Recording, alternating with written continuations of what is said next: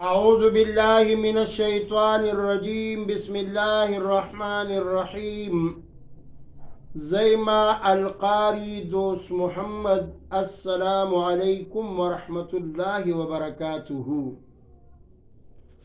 زتا سوتا د یوټیوب چینل لا بیا مخاطب یم داسې واقعا نن بیانېږي چې هغه ډېره مزیداره قصه د حضرت شعیب علیہ السلام واقعہ دا شعیب علیہ السلام سوکو شعیب علیہ السلام دا د ابراہیم علیہ السلام د دریمی بی بی بچیو او شعیب علیہ السلام د حضرت موسیٰ علیہ السلام سخر بابا جیو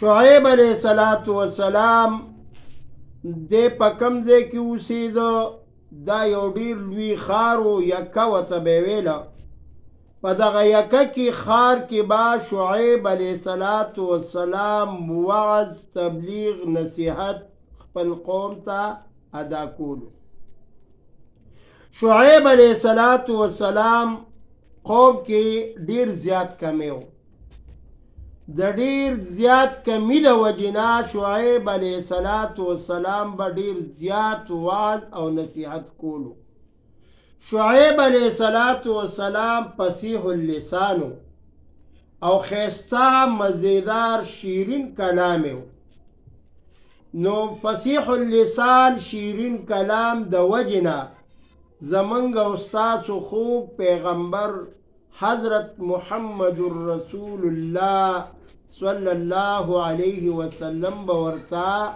خطیب الانبیاء ویل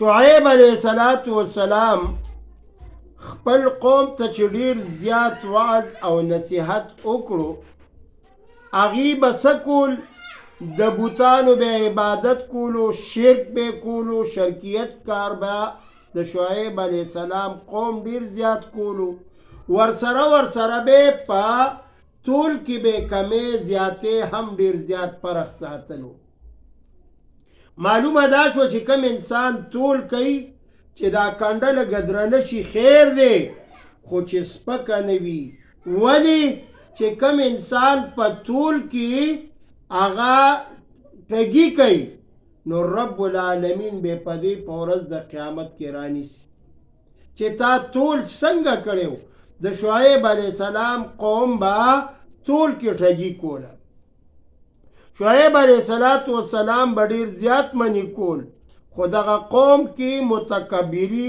غرور دیر زیاد پروتو شعیب علیہ السلام دا نصیحت باوجود بے تکذیب کولو پیخی بے کولی او مسخری بے کولی ٹوقی بے کولی خو لیکن اثر با پی نکی دا نو شعیب علیہ السلام دیر زیاد وعظ تبلیغ نصیحت اوکو خو لیکن دغا قوم کی چند کسان اغی مسلمانان شول د شعیب علیہ السلام سره ملګری شو او دا نور قوم دا د شعیب علیہ السلام گمراہ پات اللہ پاک د شعیب علیہ السلام پا قوم باندی دری قسمہ عذاب راولی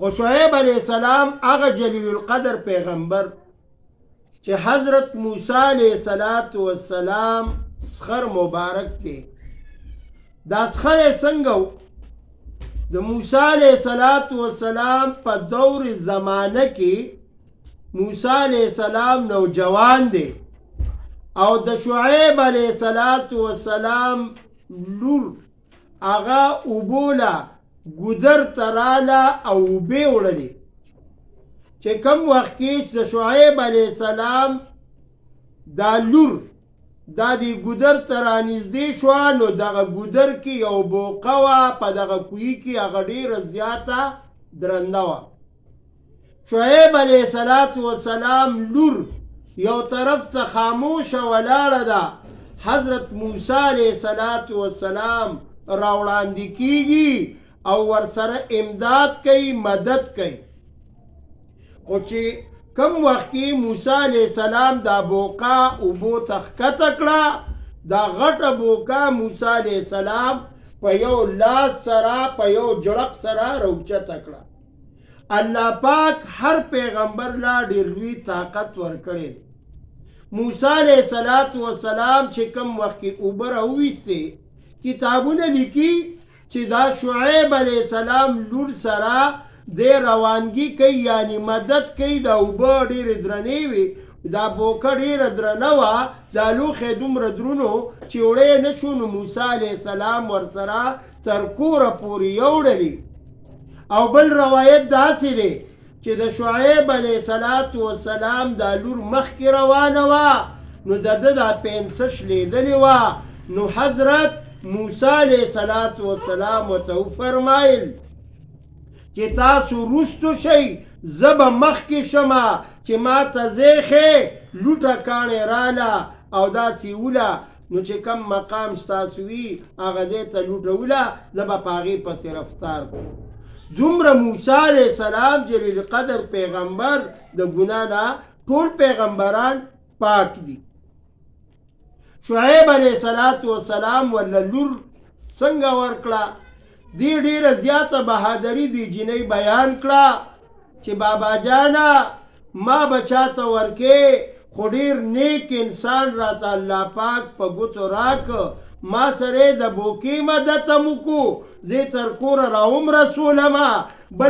بله خوبي پکې دا وه، ای بابا جانا چې ما ته ویل چې ته وروستو راځه، زه به دنه مخکې ځمه، ته زنانۍ چې زما نظر پتا ونه لګي.